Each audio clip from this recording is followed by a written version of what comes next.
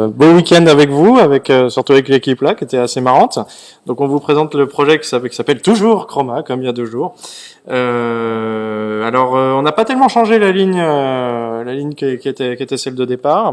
C'est toujours une idée d'illustrer la diversité à travers la diversité d'un gameplay. Alors dans les faits, on a été un peu gourmand, puisque vous allez voir que le gameplay, on n'a pas réussi à tout mettre, mais ça reste un statut de projet. La diversité s'illustre donc par une variété de gameplay et une variété également d'acquisition d'items à travers des couleurs. L'idée, c'est que vous êtes toujours un petit prisme qui sort d'une statue et vous allez partir en quête des différentes couleurs qui composent l'arc-en-ciel.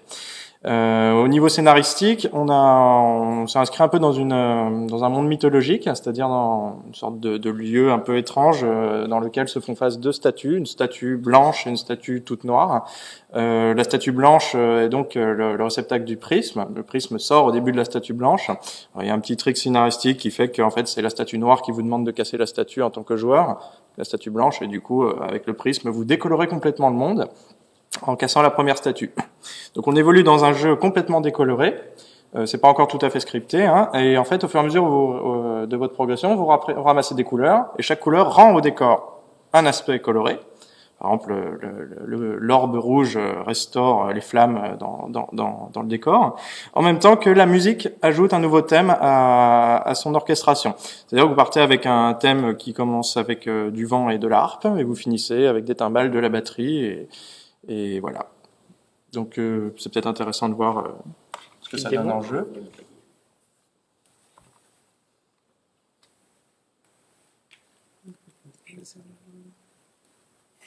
Donc il manque plein d'éléments, mais il y a notamment la musique qui est intégrée au fur et à mesure des différentes étapes qui apparaissent au fur et à mesure. C'est ce sur quoi on voudrait insister aujourd'hui.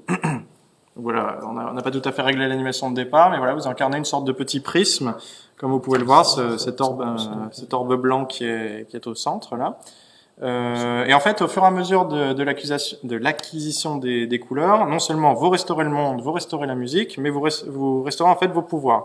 C'est-à-dire que là, vous allez avoir notamment des petits éléments qui vont se rajouter autour du prisme. Et à la fin du jeu, vous avez un peu toute une cacaillerie autour de vous qui correspond aux différentes fonctions. Donc sauter, dasher, tirer.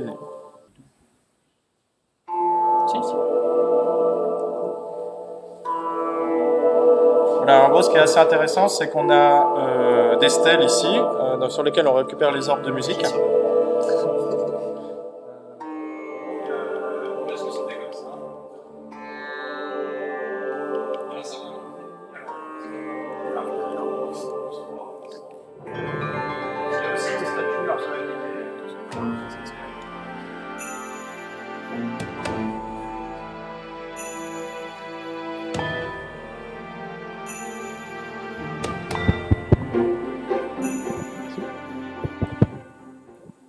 Vous pouvez remarquer le dynamisme de la musique, en fait, à chaque fois que les orbes sont absorbés, il y a un nouvel instrument qui apparaît. Là, vous avez une illustration de la fonction bouclier, notamment, qui déploie autour de l'orbe un écran protecteur.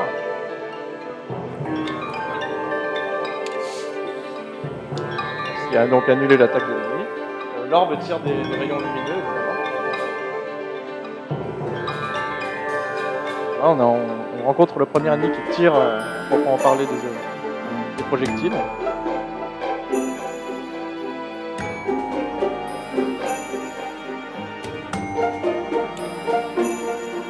Toutes les animations sont encore pas présentes sur le personnage, mais il s'agit d'une fonction qui sert à planer, une sorte de parachute de taplane qui se greffera au-dessus de l'orbe. C'est également l'occasion de vous montrer que nous respectons le critère agenré, étant donné qu'un prisme ne peut ni s'identifier à un genre masculin ni à un genre féminin.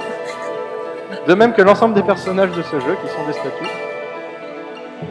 On voulait effectivement faire un jeu sans présence humaine, c'est donc le cas ici, pour renforcer le côté à la fois allégorique et mythologique.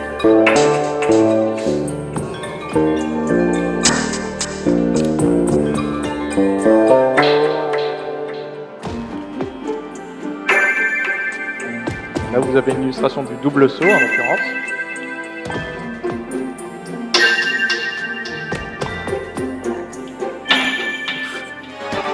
Les orbes sont récupérables avec un phénomène d'attraction. cette musique vous signale l'apparition de la deuxième statue tout au fond du niveau. Alors, le pattern du boss n'est pas fini, hein, mais l'idée c'est en fait que cette statue noire est donc l'élément qui a décoloré le monde. Avec la récupération de cette orbe, vous avez la possibilité de tirer un énorme laser qui va la recolorer. Il faut savoir également, peut-être pas l'avoir vu à ce stade, à chaque fois que vous prenez un coup, un orbe disparaît de votre vous perdez un orbe. Vous perdez donc le pouvoir associé, et une fois que vous avez touché un peu comme dans Sonic avec les anneaux, si vous êtes touché sans orbe, vous avez un game over. Donc l'ultime rayon qui sert à recolorer cette statue est accessible avec cette couleur. Et un niveau scénaristique, on aimerait finir sur une scène où la première statue qui était blanche devient noire à son tour, dans la mesure où par une diversité, on redonne des couleurs. Le combat s'achève avec un boss qui finalement est blanc avec des contours noirs. Et pour montrer que ce travail est un peu toujours à recommencer, on pourrait reprendre la première statue qui a été cassée, qui va transformer en noir, une sorte de to be continued scénaristique. Quelqu'un a quelque chose de...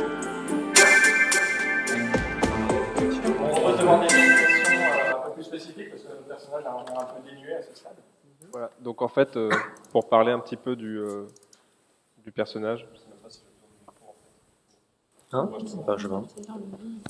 pour parler un peu du personnage, normalement, il était constitué d'une orbe pure de lumière qui avait pour seule fonction d'attirer les autres orbes à lui. C'est la façon dont se défend la lumière. Lancez tous. Et Vous voulez tous. donc voilà, à la base, Non, ça a planté, là. le joueur.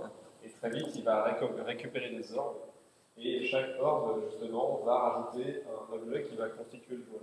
Donc au début, ce n'est qu'une sphère, mais plus il avance vers la fin, plus il est composé de tous ces objets qui vont lui donner sa véritable forme.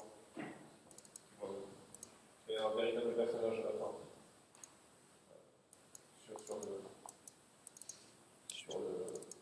Sur le jeu, pour l'instant, tous les capacités. Voilà, en toi, c'est une isoliture et du photo de dos. Ouais.